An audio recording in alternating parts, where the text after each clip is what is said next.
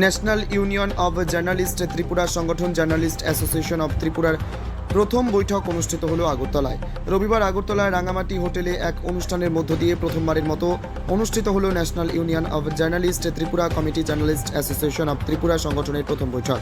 এই বৈঠকে ত্রিপুরায় দীর্ঘদিন ধরে বঞ্চিত সাংবাদিকদের অধিকার ও সুরক্ষার স্বার্থে আলোচনা করেন দূর দূরান্ত থেকে আগত সাংবাদিকরা।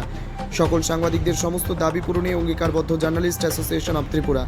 আগামী দিনে ত্রিপুরার সকল সাংবাদিকদের অধিকার ও সুরক্ষার জন্য সর্বদা লড়াই করা যাবে জার্নালিস্ট অ্যাসোসিয়েশন অব ত্রিপুরা।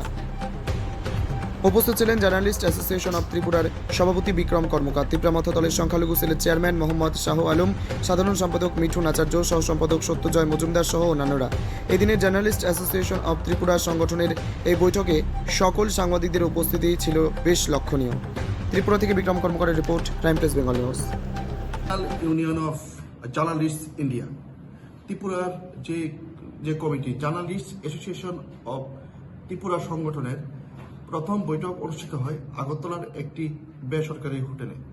এবং আজকের এই বৈঠকে ত্রিপুরার যে সমস্ত সাংবাদিকরা দীর্ঘদিন ধরে তাদের বিভিন্ন সুযোগ সুবিধা থেকে বঞ্চিত যে রয়েছে তাদের দাবিগুলো নিয়ে আলোচনা করা হয়েছে এবং সমস্ত সাংবাদিক ভাই বোনদের সেই দাবিগুলো পূরণে অঙ্গীকারবদ্ধ জার্নালিস্ট অ্যাসোসিয়েশন অব ত্রিপুরা।